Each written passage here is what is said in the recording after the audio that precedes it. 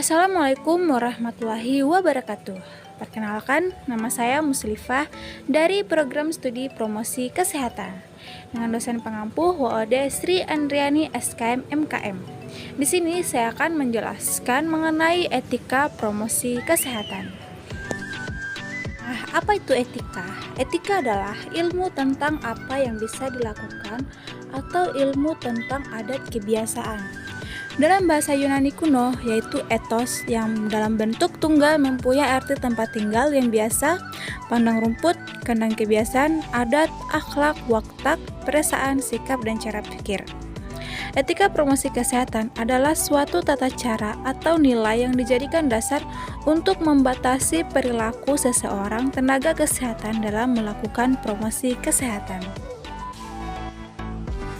Dalam menganalisa masalah kesehatan dan perilaku, kita harus menetapkan masalah dan perilaku, yaitu yang pertama adalah Key Information Approach, interview, dan yang kedua adalah Communicative Form Approach, atau forum diskusi sampel.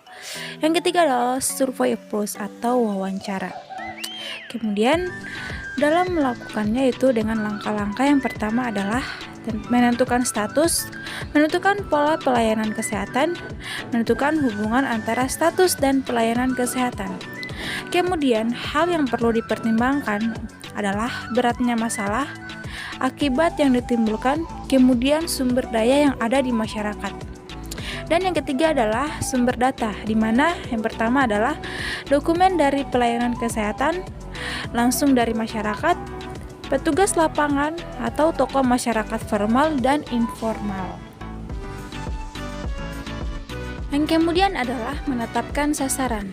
Yang pertama, sasaran langsung atau primer, di mana sasaran yang nantinya akan melaksanakan kebiasaan atau perilaku dari kegiatan promosi kesehatan. Kedua, sasaran tidak langsung, sekunder dan tersier.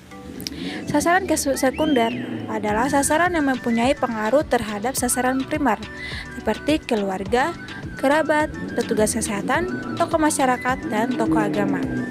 Kemudian kedua adalah sasaran tersier, di mana sasaran yang mempunyai pengaruh terhadap keberhasilan program, seperti pengambilan keputusan dan penyandang dana.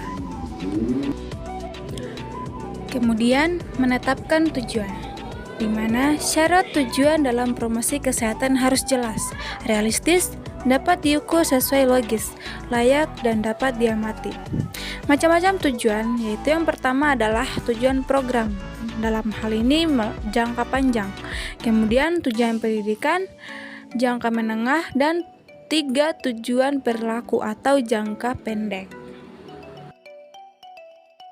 Selanjutnya adalah menetapkan pesan pokok. Syarat dalam menetapkan pesan pokok, yang pertama, pesan dibuat sederhana mungkin sehingga mudah dipahami oleh sasaran. Yang kedua, pesan dibuat dengan menggunakan gambar dan bahasa setempat sehingga sasaran mudah memahaminya. Yang selanjutnya adalah menetapkan metode dan saluran komunikasi.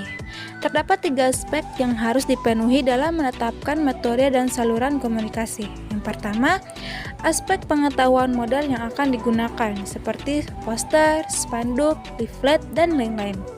Kedua, aspek sikap metode yang digunakan, seperti video, film, slide, drama, dan lain-lain. Kemudian, yang ketiga adalah aspek keterampilan metode yang digunakan, seperti simulasi dan demonstrasi.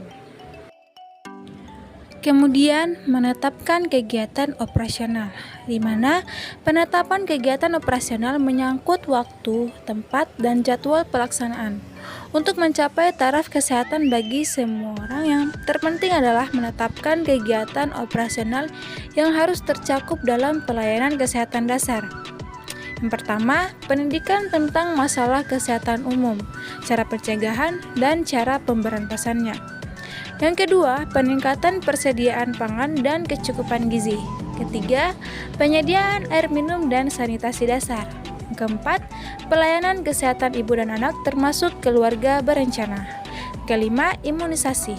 Keenam, pengobatan dan pengadaan obat. Kemudian menetapkan pemantauan dan evaluasi. Yang pertama, memperkenalkan kepada masyarakat gagasan dan teknik perilaku program promosi hygiene atau PHBS yang merupakan pendekatan terencana untuk mencegah penyakit perubahan perilaku oleh masyarakat secara meluas. Yang kedua, mengidentifikasi perubahan perilaku masyarakat. Dalam tahap ini akan dilakukan identifikasi perilaku berisiko melalui pengamatan terstruktur. Ketiga, memotivasi perubahan perilaku masyarakat. Langkah-langkah untuk memotivasi orang untuk mengadopsi perilaku hygiene termasuk memilih beberapa perubahan perilaku yang diharapkan dapat diterapkan. Keempat, mencari tahu apa yang dirasakan oleh kelompok sasaran. Mengenal perilaku tersebut, diskusi fokus, wawancara, dan melalui uji coba perilaku. Yang kelima, membuat pesan yang tepat sehingga sasaran mau melakukan perubahan perilaku. Keenam, menciptakan sebuah pesan sederhana, positif, menarik berdasarkan apa yang disukai kelompok sasaran. Kemudian, hubungan dengan klien. Tenaga kesehatan masyarakat berhubungan erat dengan klien atau masyarakat.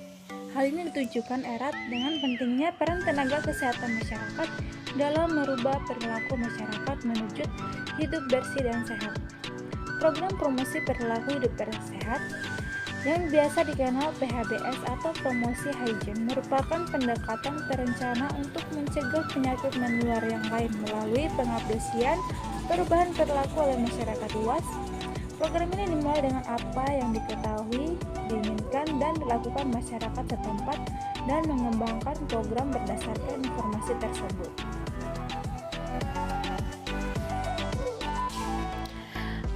Selanjutnya, praktek promosi kesehatan.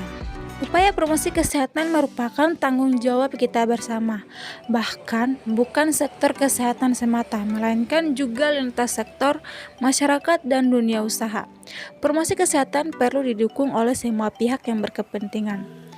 Kemudian rancangan program promosi kesehatan oleh bidan adalah memfokuskan bagaimana program kemitraan pelayanan persalinan terpadu dapat membantu peningkatan upaya keselamatan ibu dengan menjalin kemitraan dengan lintas sektoral. Yang terkait kemitraan mengandung arti saling bertukar pengetahuan, sumber daya, dan komitmen untuk mencapai tujuan bersama.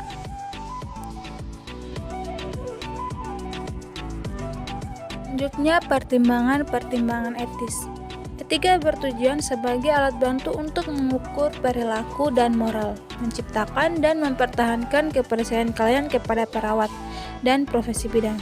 Menurut American Ethics Commission Bureau and Teaching, tujuan etika profesi adalah yang pertama, mampu mengenal dan mengidentifikasi unsur moral dalam praktek kebidanan.